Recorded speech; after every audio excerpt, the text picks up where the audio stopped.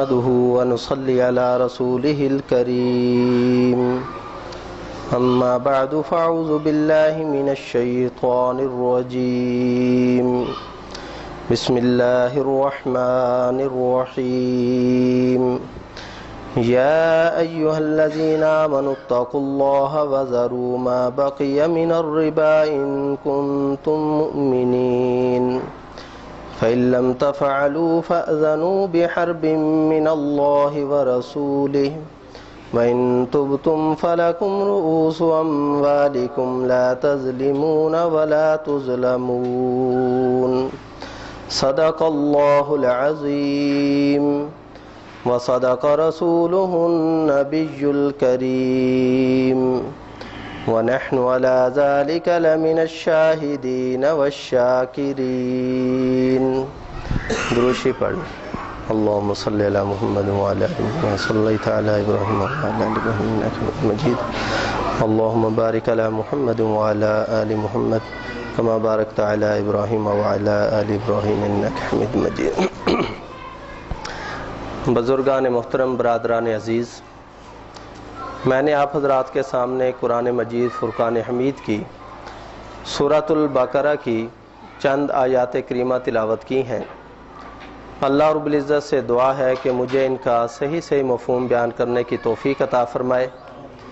بیان کرنے کے بعد مجھے اور آپ سب کو اس پر عمل کرنے کی توفیق عطا فرمائے. آج میرے ذمے جو موضوع لگایا گیا ہے وہ ہے سود کی حرمت. یہ بات تو ہر انسان جانتا ہے کہ آج ہمارے اس معاشرے کے اندر یہ سود کی لعنت بہت زیادہ عام ہو چکی ہے اور ایک وبا کی طرح پھیلی ہوئی ہے. اگر یوں کہا جائے کہ ہماری اکثر معاشی سرگرمیاں وہ سود ہی کی بنیاد پر ہو رہی ہیں تو یہ کوئی بے جا بات نہیں ہوگی. تو سود بہت زیادہ پھیل چکا. حالانکہ یہ سود ایک ایسا گناہ ہے کہ جس کے اوپر اللہ رب العزت نے سب سے زیادہ سخت وعید بیان فرمائی ہے.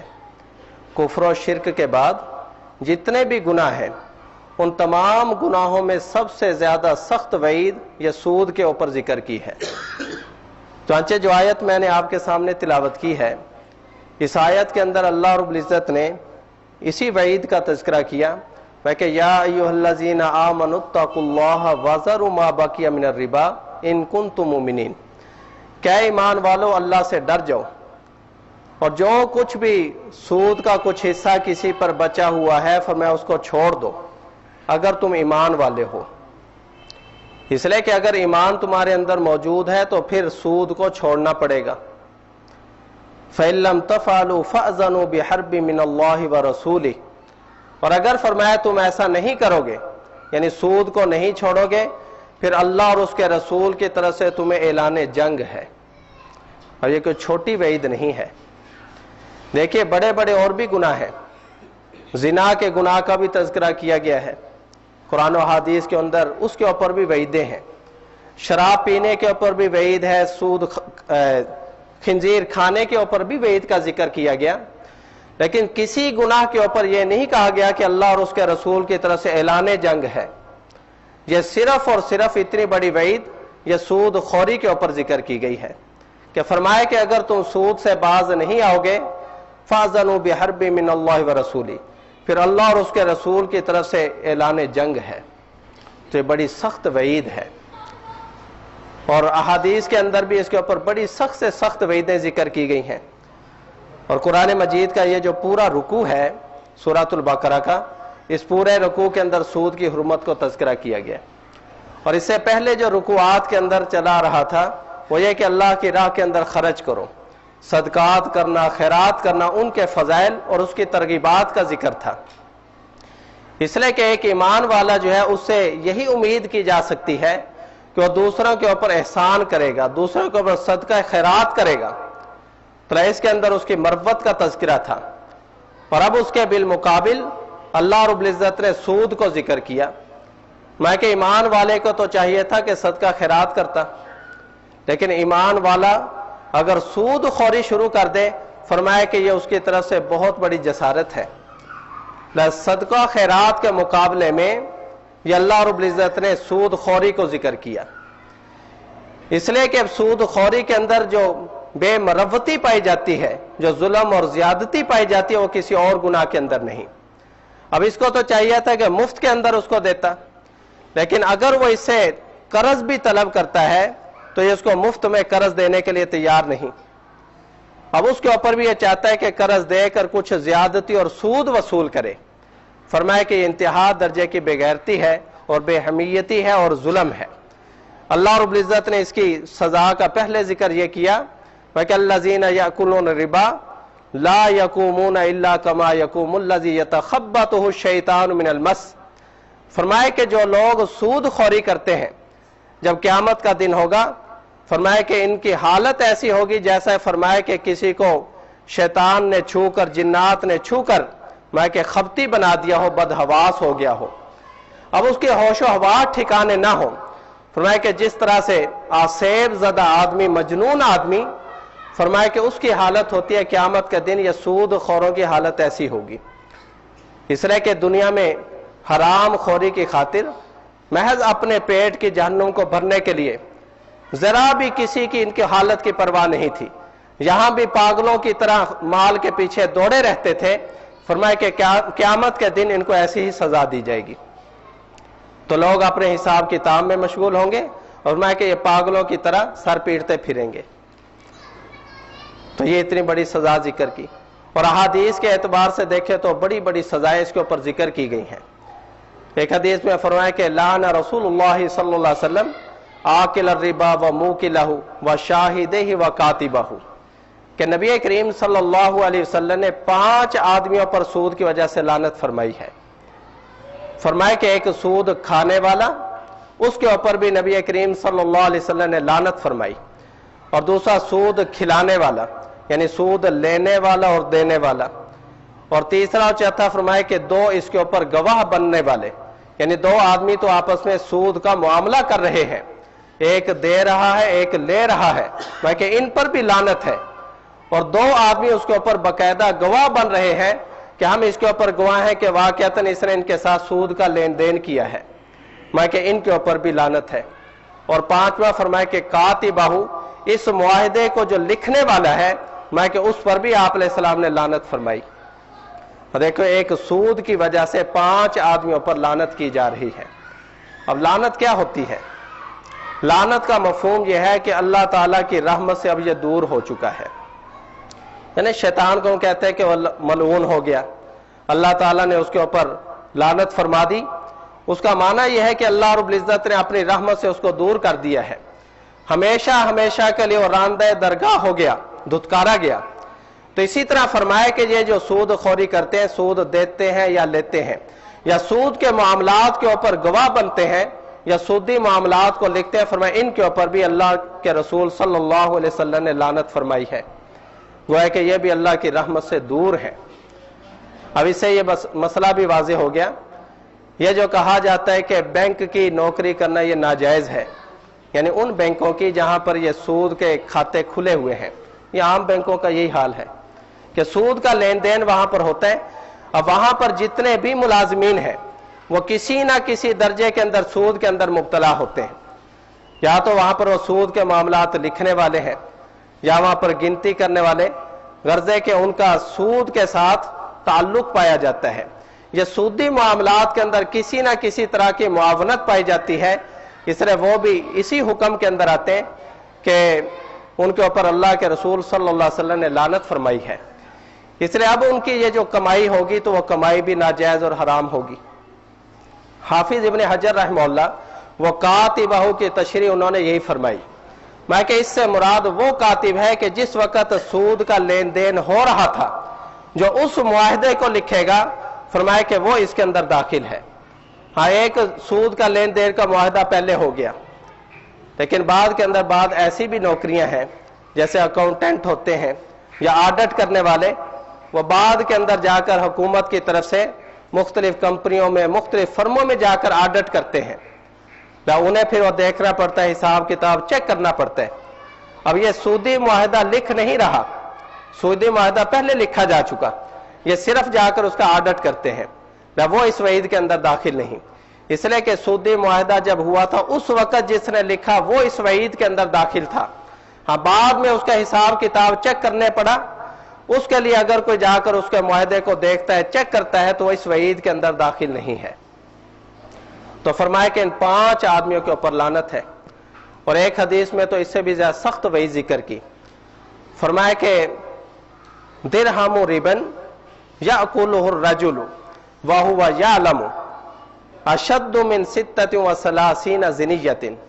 फरमाया कि रिबा का, सूद का 1 दिरहम जिसको कोई आदमी खा ले, इस हाल में कि वो जानता भी हो कि ये सूद का दिरहम है, फरमाया कि ये 36 जिनाओं से ज्यादा बदतर गुनाह है।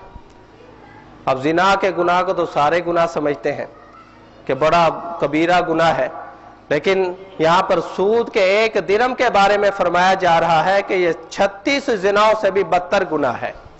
तो कितनी सख्त वईद है। गर्जे के कुरान और अहादीस की रोशनी के अंदर देखा जाए तो सूद के गुनाह के ऊपर सख्त से सख्त वईदें मौजूद हैं, लेकिन इसके बावजूद हमारे इस मुआशरे के अंदर यह सूद का लेन देन इस कदर बढ़ चुका है कि शायद ही कोई इससे बचे। नबी करीम सल्लल्लाहु अलैहि वसल्लम ने इरशाद फरमाया था कि एक ऐसा जमाना आएगा कि अगरचे कोई सूद लेगा नहीं, लेकिन सूद के धुएं से वो भी नहीं बच सकेगा। सूद का गुबार और धुआं फरमाया कि उसको पहुंच के रहेगा। ये वही जमाना है कि किसी ना किसी दर्जे के अंदर सूद के साथ आदमी मुंसलिक हो जाता है। इसलिए बड़ी ही सख्त जरूरत है कि आदमी अपने आप को सूद जैसे गुनाह से बचाए। अब मैं आपके सामने मुख्तसरन सूद की हकीकत और सूद के बारे में जो गलत फहमियां हमारे इस मुआशरे के अंदर फैलाई जाती है उसके बारे में जिक्र करता हूं। सबसे पहले यह समझे कि सूद कहते किसको है। देखो, हम उर्दू के अंदर इसको सूद कहते हैं, अरबी के अंदर इसके लिए लफ्ज इस्तेमाल हुआ रिबा का, और अंग्रेजी में इसी को ट्रस्ट या इंटरेस्ट कह देते हैं या यूजरी कह देते हैं। मतलब सबका एक ही है, नाम के बदलने से हकीकत नहीं बदला करती। तो नाम उसको चाहे जो भी रख लिया जाए, जहां पर सूद की हकीकत पाई जाएगी लिहाजा वो नाजायज और हराम ही होगा। और जो कुछ उसके ऊपर वईदें या जिक्र की गई हैं वो सारी की सारी वईदें वहां पर लागू हो जाएंगी। सूद की हकीकत कि जिस वक्त अल्लाह रब्बुल इज्जत ने कुरान मजीद में इसकी हुर्मत को नाजिल फरमाया, क्या ईमान वालों अल्लाह से डरो और रिबा को तर्क कर दो। अगर रिबा को तर्क नहीं करोगे, मैं कि अल्लाह और उसके रसूल की तरफ से ऐलान जंग है। ये जिस वक्त ये आयात नाजिल हुई तो अरब के माशरे के अंदर जो रिबा और सूद फैला हुआ था उसकी हकीकत ये थी कि किसी को कर्ज देकर पहले से ये मुआहिदा तय कर लिया जाता कि जब आप वापस करेंगे तो इसके साथ कुछ इजाफा लगाकर मुझे देंगे। मसलन 1000 रुपया मैं कर्ज दे रहा हूं और मैं ये शर्त लगा देता हूं कि जब आप वापस करेंगे 1 महीने के बाद तो मैं आपसे 1100 वसूल करूंगा। अब ये जो 100 रुपया जायद वसूल किया जा रहा है ये सूद है, इसको रिबा कहते हैं। इसके बारे में कुरान मजीद के अंदर ये सारी वईदें जिक्र की गई हैं। तो लिहाजा रिबा की हकीकत ये कि किसी को कर्ज देकर शर्त लगाकर उस पर कुछ ज्यादती वसूल करना, यह चाहे थोड़ी हो चाहे ज्यादा हो, यह रिबा है और यह सूद है और यह हराम है। इसको रिबल कुरान कहते हैं, यानी कुरान ने जिसको सूद करार दिया वो यही था। अरब के अंदर इसी किस्म का यह सूद राइज था। फिर बाद में नबी करीम सल्लल्लाहु अलैहि वसल्लम ने कुछ और भी रिबा की किस्में मुतारफ करवाई और उनको भी हराम और नाजायज करार दिया, ताकि इस बड़े सूद तक ना पहुंच सके। उससे पहले जो वहां तक पहुंचने के जो कोई जराए हो सकते थे या बाद में जो कोई लोग हीले घड़ सकते थे, तरह तरह के कोई बहाने सूद वसूल करने के इख्तियार किए जा सकते थे, आप अलैहिस्सलातु वस्सलाम ने उसको भी मना फरमा दिया। चुनांचे बुखारी मुस्लिम सियाह सित्ता की ये रिवायत है कि 6 चीजों को बाकायदा आप ने जिक्र किया। वह क्या ज़हाबु बिज़हाबी वल फिज़्ज़तु बिल फिज़्ज़ती वल बुर्रु बिल बुर्री व शईरु बिशईरी व तमरु बितमरी वल मिल्हु बिल मिल्हि यदम बियदिन मसलम बिमसलिन यदम बियदिन वल फज़्लु रिबा। फरमाया कि ये 6 चीजें जो है, यानी जब मामला सोने का सोने के साथ किया जाए, चांदी का चांदी के साथ मामला किया जाए बै का, इस तरह गंदम को गंदम के बदले बेचा जाए, जौ को जौ के बदले बेचा जाए, नमक को नमक के बदले बेचा जाए, और फिर खजूर को खजूर के बदले बेचा जाए, میں کہ جب ان کی آپس کے اندر بے کرو، فرمایا کہ ایک تو یہ برابر سرابر ہونی چاہیے، یعنی سونا سونے کے برابر ہو، چاندی چاندی کے برابر ہو، اتنا گندم جو وغیرہ، یہ دونوں طرف اگر جنس ایک ہے فرمایا کہ ان میں برابری ہونا چاہیے. اور دوسرا فرمایا کہ یدم بھی یدن، ہاتھوں ہاتھ معاملہ ہونا چاہیے، اس میں ادھار جائز نہیں. والفضل ربا، فرمایا کہ اس میں جو کمی زیادتی کی جائے گی یہ سب سود ہے. اب یہاں سے آپ علیہ الصلوۃ والسلام نے ایک اور اصول کو ذکر کر دیا، اس کو ربا الحدیث کہتے ہیں، یعنی ایسا سود جس کو احادیث کے اندر منع کیا گیا اور حرام قرار دیا گیا ہے. وہ یہ کہ جب دونوں طرف جنس ایک ہو اور چیز ہو مکیلی یا موزونی، یعنی ایسی چیز جس کو ناپ کر بیچا جاتا ہے یا اس کو تول کر بیچا جاتا ہے، فرمایا کہ جب دونوں طرف جنس ایک ہوگی فرمایا کہ ان کے اندر کمی زیادتی کرنا جائز نہیں. اور اس میں بعض احادیث کے اندر یہ بھی اضافہ ہے والجید والردی سواء، میں کہ اس میں عمدہ اور ردی برابر ہے. اب یہ نہیں کیا جا سکتا کہ میری گندم عمدہ ہے، آپ کی گندم ذرا گھٹیا ہے، لہذا آپ مجھے 2 من دو تو میں آپ کو 1.5 من دوں گا، یہ معاملہ بھی سود ہے. اسی طرح ایک طرف سونا ہے اور دوسری طرف بنا ہوا زیور ہے، ان کے آپس کے اندر اگر تبادلہ کیا جا رہا ہے، بے کی جا رہی ہے، تو وزن کے اندر برابری ضروری ہے. اب وہ یہ نہیں کہہ سکتا کہ میرا سونا تو ڈلی والا خالص سونا ہے اور یہ جو آپ نے زیور بنایا اس کے اندر چونکہ کھوٹ شامل کر دی، ٹانکا شانکا لگایا، اس لیے یہ ڈلی والا سونا کم اور زیور والا سونا زیادہ لیا جائے گا. جس طرح عام طور پر ہمارے یہ سنارے لوگ اسی طرح سے کرتے ہیں کہ خالی جو ڈلی والا ہوتا ہے لہذا وہ دیتے ہیں کاریگروں کو، وہ تھوڑا ہوتا ہے اور پھر اسے بنا ہوا زیور وہ زیادہ وصول کرتے ہیں. تو فرمایا کہ اس میں جید اور ردی کا کوئی فرق نہیں، وزن کے اندر برابری کرنا ضروری ہے. اسی طرح چاندی کا اگر آپس میں معاہدہ ہو رہا ہے، بیع شرا ہو رہی، تو ایک تو نقد ہو اور دوسرا فرمایا کہ اس میں برابر کرنا ضروری ہے. اس طرح کھجور ہے، گندم ہے، جو ہے فرمایا کہ برابر ہونے چاہیے. ایک مرتبہ نبی کریم صلی اللہ علیہ وسلم نے حضرت بلال رضی اللہ تعالیٰ عنہ کو خیبر بھیجا کہ وہاں سے کھجوریں وصول کر کے لاؤ. چانچے وہ گئے وہاں سے بڑی عمدہ کھجوریں لے کر آئے، تمر جنیب. تو نبی کریم صلی اللہ علیہ وسلم نے پوچھا اکل تمر خیبر ہاکذا، کیا خیبر کی ساری کھجوریں ایسی ہیں عمدہ قسم کی؟ انہوں نے عرض کی کہ یا رسول اللہ ساری تو ایسی نہیں، یہ تو بڑی عمدہ کھجور ہے، اس کا تو 1 سا دیتے ہیں تو دوسری عام کھجوروں کے 2 سا وصول کرتے ہیں. تو نبی کریم صلی اللہ علیہ وسلم جب یہ بات سنی کہ 1 سا دے کر 2 سا وصول کیے جاتے ہیں، فرمایا کہ اوہ عین الربا، یہ افواہ جیسے کہ تو یہ افسوس کا کلمہ ہے، افسوس کا اظہار کرتے ہوئے فرمایا کہ یہ تو عین سود ہے. یہ کیا سود کا معاملہ وہاں پہ کر رہے ہو کہ عمدہ کھجوروں کا 1 ٹوکرا دے کر 2 ٹوکرے عام کھجوروں کے وصول کرتے ہوئے فرمایا کہ یہ عین سود ہے. اور دیکھو ایک طرح عمدہ کھجوریں تھی، ایک طرح گھٹیا تھی، اس کے باوجود فرمایا کہ جنس ایک ہے تو فرمایا اس میں کمی زیادتی کرنا یہ جائز نہیں، یہ عین ربا ہے. پھر آپ علیہ السلام فرمایا کہ اگر تم نے یہ معاملہ کرنا ہو تو پھر اور صورت اختیار کیا کرو. پھر آپ علیہ السلام نے ایک جائز صورت ذکر کی. یہ آج کل لوگ علماء کے پاس آتے نہیں، وہ یہ سمجھتے ہیں کہ جو ہم معاملہ کر رہے ہیں تو علماء سے پوچھیں وہ کہیں گے ناجائز ہے. پھر ناجائز کو ناجائز ہی کہیں گے، لیکن ان سے اگر آپ پوچھیں گے نا کوئی جائز صورت تو اس کی جائز صورت بھی بیان کر دیں گے.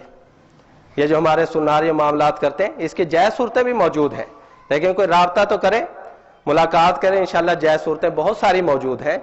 اور ایسی بھی نہیں کہ اگر وہ اختیار کرے تو آدمی کا کاروبار نہ چل سکے. بہت سارے حضرات ابھی جائز صورتوں کی بنیاد پر اپنا سنارے کا کاروبار کر رہے ہیں، لیکن اسی طرح سے انہیں بھی نفع ہو رہا ہے، تو ان کا بھی تجارت چل رہی ہے، بلکہ پہلے سے برکت میں اور بڑھ رہی ہے. تو نبی کریم صلی اللہ علیہ وسلم فرمایا کہ یہ جو معاملہ تم کرتے ہو یہ تو ناجائز ہے. البتہ اس کی ایک جائز صورت میں آپ کو بتلاتا ہوں، وہ یہ کہ آپ یہ جو عمدہ کھجوریں ہیں اس کو دراہم کے بدلے بیچو. کھجوروں کے بدلے بیع نہ کرو، دراہم کے بدلے بیچو. مثلا یہ ٹوکرا بیچ دیا کہ 10 درہم کا ہو گیا. پھر فرمایا کہ وہ جو 10 درہم آپ نے اس سے لینے ہیں، اس سے 10 درہم نہ لو، اسے کو ان 10 درہم کے مجھے 2 ٹوکرے کھجوروں کے دے دو. تو اس 10 درہم کے بدلے 2 ٹوکرے کھجوروں کے لے لو. اب دیکھنے میں نظر آ رہا ہے کہ 1 ٹوکرا کھجور کا دیا اور 2 لے لیے، لیکن بیچ میں جو سودا بازی کرتے دراہم کا ذکر کیا گیا، اس سے یہ سارے سودے کی حقیقت تبدیل ہو گئی. اس طرح کہ کھجوروں کا معاملہ کھجوروں کے ساتھ نہیں ہوا، بلکہ کھجوروں کا معاملہ دراہم کے بدلے میں ہوا۔ یہ ایک ٹوکرا کھجوروں کا بیچا 10 دراہم کے بدلے، پھر آپ نے 2 ٹوکرے خریدے 10 درہم کے بدلے، تو یہ معاملہ تبدیل ہو گیا، حقیقت بدل گئی، اس کا حکم بھی بدل گیا۔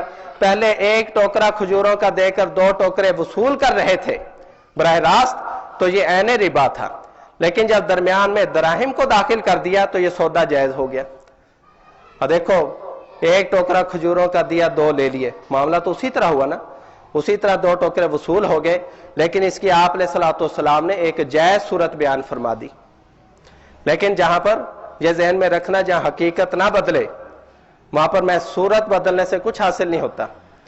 نبی کریم صلی اللہ علیہ وسلم نے یہودیوں کا ذکر کیا، فرمایا کہ قاتل اللہ الیہود، اللہ تعالیٰ نے یہودیوں کو قتل کرے، کہ اللہ تعالیٰ نے ان کے اوپر چربیوں کو حرام قرار دیا تھا کہ کسی بھی جانور کی چربی نہیں استعمال کر سکتے۔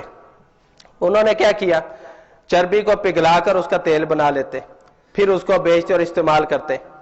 فرمایا کہ انہوں نے یہ ہیلہ اختیار کیا کہ چربیوں کو پگھلا کر پھر اس کو بیچا، اس کے سمن کھائے، یا چربیوں کو پگھلا کر استعمال کر لیتے تھے، میں کہ ان کے اوپر اللہ کی لعنت ہو، اللہ ان کو قتل کرے۔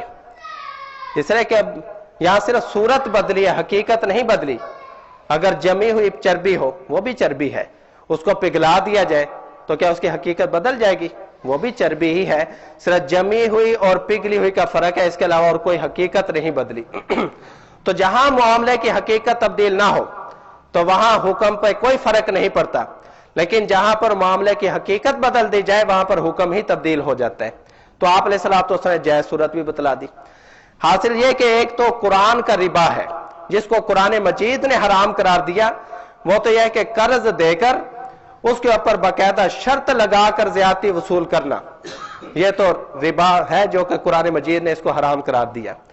اور ایک ربا الحدیث ہے جس کو حدیث کے اندر حرام قرار دیا گیا، اس کی صورت یہ کہ جب دونوں طرف جنس ایک ہو اور معاملہ ہو کیلی یا وزنی چیز کا، یعنی ایسی چیز کا جس کو ناپ کر بیچا جاتا ہے یا تول کر بیچا جاتا ہے، فرمایا کہ اس کے اندر بھی کمی زیادتی کرنا یا ادھار کرنا یہ بھی عین ربا ہے، تو اس سے بھی منع کر دیا۔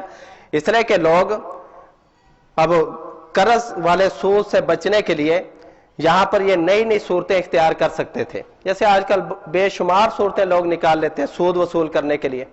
مثلا میرے پاس کوئی آدمی آئے کہ مجھے آپ قرض دے دو، اب میں یہ چاہتا ہوں کہ اس سے میں سود بھی وصول کروں اور مفت میں اس کو قرض نہ دوں، اور سود سے بھی بچنا چاہتا ہوں۔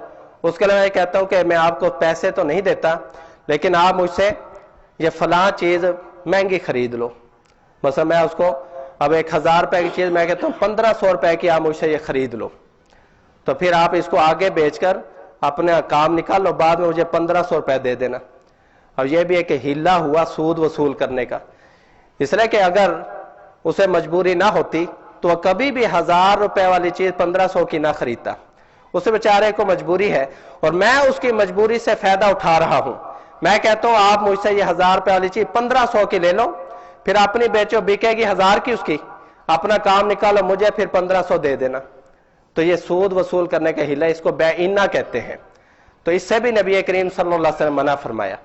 غرضے کے سود وصول کرنے کی جتنے بھی کوئی ہیلے بہانے گھڑے جا سکتے تھے، نبی کریم صلی اللہ علیہ وسلم نے ان سب کو حرام قرار دے کر سود کے آگے ایک بند باندھ دیا تاکہ حقیقی سود تک کوئی بھی نہ پہنچ سکے۔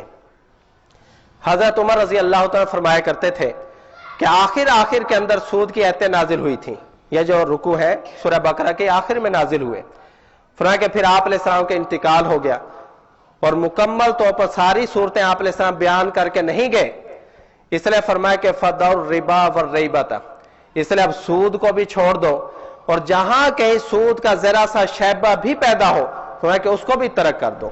تو بچنے کی صورت تو یہی ہے کہ جو حقیقتاً ربا ہو میں اس کو بھی ترک کر دو، اور جہاں کہیں ربا اور سود کا شبہ بھی پیدا ہو جائے فرمایا اس کو بھی ترک کر دو۔ تو لہذا یہ سود کو ترک کرنے کا حکم ہے۔ اب سود کی حقیقت یہ نکلی، حدیث میں بھی اس کو ذکر کیا گیا، کل قرض جر نفعا فہو ربا، میں کہ ہر ایسا قرض جس کے اوپر نفع وصول کیا جائے فرمایا کہ وہ سود ہے۔ اور یہ سود تب بنے گا جب ابتداءً اس میں شرط لگا دی جائے۔ مثلا میں نے کہا نہیں 1000 روپے میں دے رہا ہوں لیکن 1100 وصول کروں گا، یہ سود ہے۔ لیکن اگر اس کی کوئی ایسی شرط نہ لگائی گئی ہو، 1000 روپے قرض دے دیا قرض حسنہ کے طور پر، بعد میں جو اپنے طور پر وہ ادا کرنے کے لیے آیا اس نے اپنی خوشی سے کچھ زائد دے دیا، یہ سود نہیں ہے، بلکہ شریعت کی اصطلاح میں اس کو حسن القضاء کہتے ہیں، اچھے طریقے سے ادا کر دینا۔ اس کی تو تعریف کی گئی ہے، نبی کریم صلی اللہ علیہ وسلم نے ارشاد فرمایا احسنکم اخیارکم احسنکم قضاء، فرمایا تم میں سے بہترین لوگ وہ ہیں جو کہ ادائیگی کے اندر اچھے طریقے سے ادا کرتے ہیں۔ یہ آپ علیہ السلام کا معمول بھی تھا، جب کسی کا قرض ادا کرنا ہوتا تو آپ علیہ السلام اپنے طور پر کچھ زائد ادا کر دیتے تھے۔ حضرت جابر رضی اللہ تعالیٰ سے آپ نے ایک اونٹ خریدا تو پھر فرمایا کہ مدینہ جا کر اس کے ہم دراہم آپ کو ادا کر دیں گے۔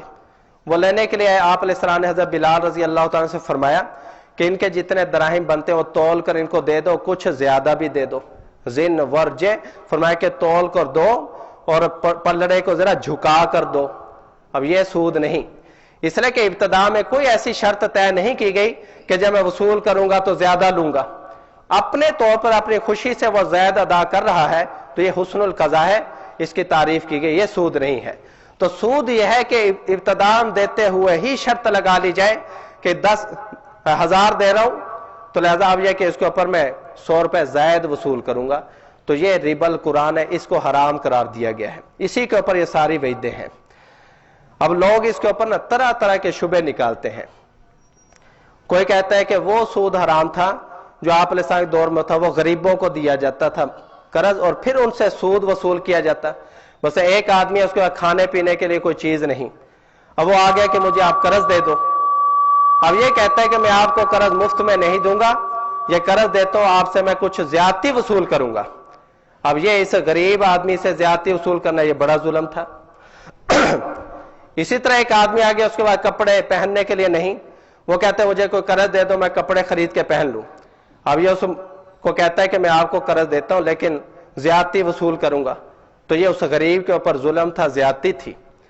لیکن آج کل کے دور کے اندر تو فرمایا کہ بڑے بڑے تاجر لوگ وہ قرض وصول کرتے ہیں، یہ تجارتی جو قرض ہے اس کے اندر جو سود وغیرہ وصول کیا جاتا ہے تو یہ ناجائز نہیں ہے بلکہ یہ جائز ہے، اور اس پر وہ دلیل یہ دیتے ہیں کہ آپ علیہ السلام کے دور میں یہ تجارتی قرضوں کا کوئی لین دین نہیں تھا۔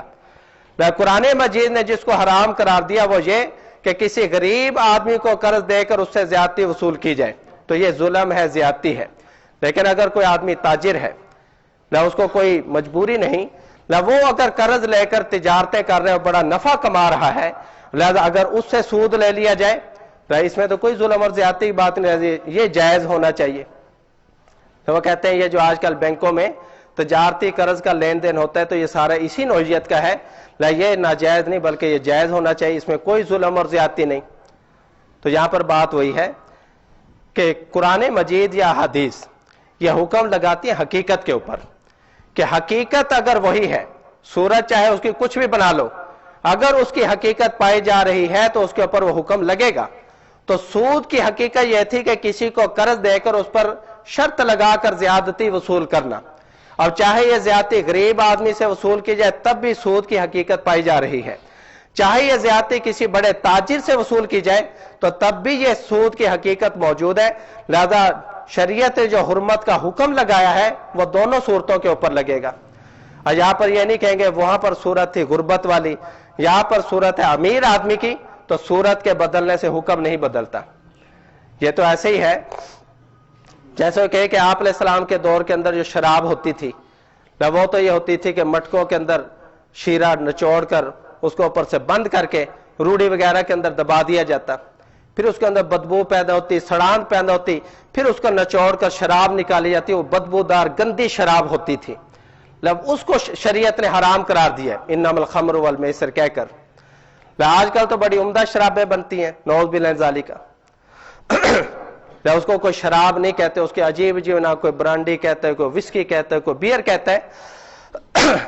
لہذا یہاں پر وہ کہتے ہیں کہ اب تو روڑیوں میں نہیں دبائی جاتی، مشینوں کے ذریعے سے پھلوں کو نچوڑ کر پھر اس کی شراب بنائی جاتی ہے۔ وہ شراب حرام تھی، یہ شراب حلال ہونی چاہیے، تو کیا کوئی ان کی اس منطق کو تسلیم کرے گا؟ بھی شراب کی جو حقیقت ہے وہ وہاں بھی موجود تھی، یہاں بھی موجود ہے۔ شراب کی حقیقت یہ ہے کہ ایسا مشروب کہ جس کے اندر نشہ پایا جائے، جس سے آدمی کی عقل زائل ہو جائے اور آدمی عقل ٹھکانے پر نہ رہے، تو وہ مشروب حرام ہے۔ چاہے وہ روڑی میں دبا کر بنایا جائے، چاہے مشینوں کے اندر باقاعدہ صاف ستھری کر کے بنایا جائے، اگر اس مشروب کے اندر نشہ پایا جائے تو شراب کی حقیقت موجود ہے، لہذا وہ بھی حرام ہے اور یہ بھی حرام ہے۔ اور چاہے اس کا نام جو